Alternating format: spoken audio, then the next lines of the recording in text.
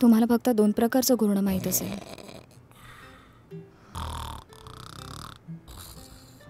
माझ्या नवऱ्याला 5 प्रकार माहीत आहेत.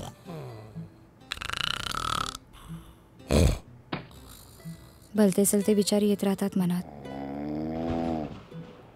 एक मोठा सोफा आहे तुमच्याकडे यांच्यासाठी. यांना ड्रॉइंग रूममध्ये शिफ्ट करून टाकू. असेल तर टाका ना OLXवर. बिचारी, असे खूप लोक वाट पाहतायत तुमच्या वस्तूंची. आता तरी OLXवर विका.